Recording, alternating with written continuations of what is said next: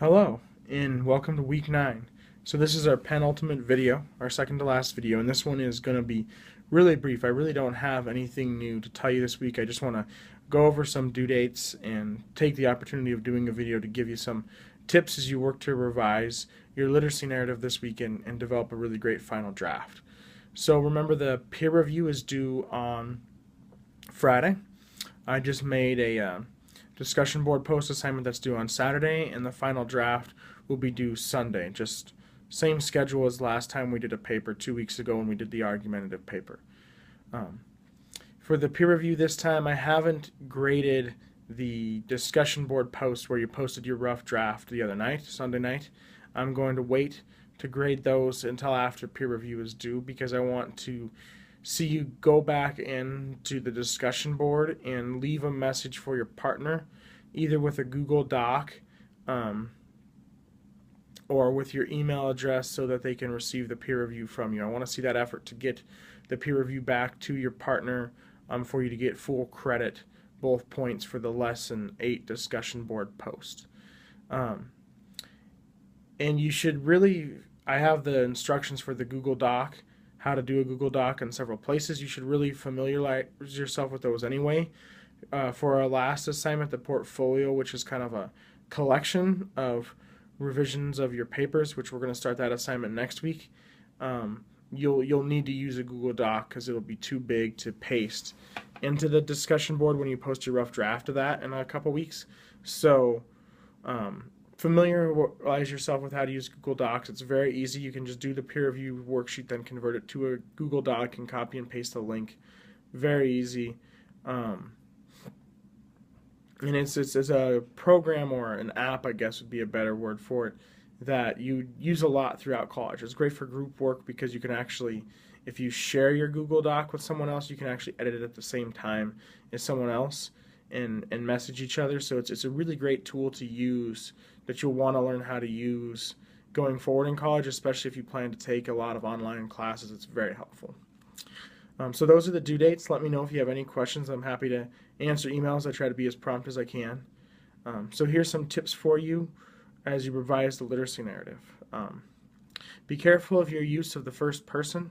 You certainly are allowed to and need to use first person in this paper because you're talking about personal experience, but keep it to those examples of personal experience. Avoid using it when you're making claims.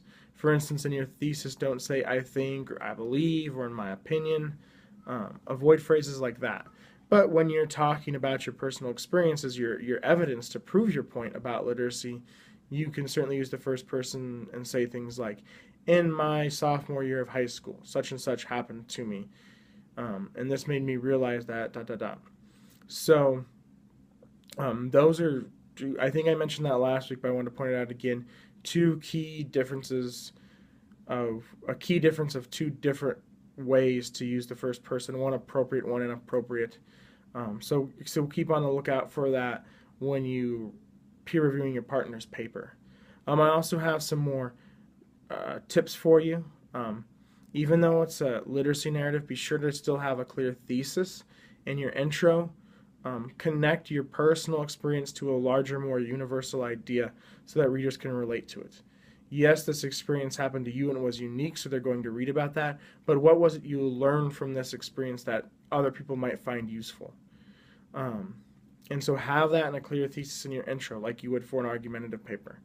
And have clear supporting points.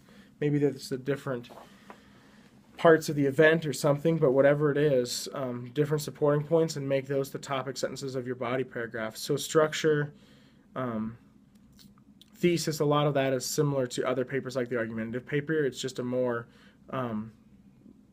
the focus is more personal, and the writing style is a little more personal, but it's still academic, still professional, and that's not informal, just personal. That's a key distinction. Personal, but not informal. Last couple tips I'll give you are just some more general tips. I may have mentioned this last time you were doing a final draft. But revise it multiple times. Don't just do a first draft and a final draft. Those are the only official ones you have to do for the class, but revise it more than that. One of the best pieces of advice I've ever heard is that the conclusion to your first draft is the intro to your second draft. So lots of times when we're writing, we learn what we want to say through the process of writing, and we have to go back, revise, make everything sync up. So it's a good piece of advice, but it also again illustrates to do multiple drafts. Um, Also, read your writing out loud and/or have other people read it. If you read out loud slowly, it's easier to hear the sentences that are off, that have poor syntax. But also have others read it, either aloud or just read it. Um, get their opinion. See what's clear, what's not clear, what you need to make more clear. That can be really helpful. Friends, family are good options. I would try to have multiple people read it. We're doing peer review, and this is the reason why. But having 2, 3, or 4 people, so you get a variety of perspectives, is really helpful. Friends and family, roommates, significant others, coworkers are fine, but make sure they can be critical and objective. They're not just going to praise it; that they're going to say, "Hey, this really isn't clear. You need to do better here." Along those lines, another great resource is the Writer Center on campus. I know some of you also take classes on campus, you've mentioned to me, and I think most of you live in the greater Spokane area, if I'm not mistaken, has been my impression of the class.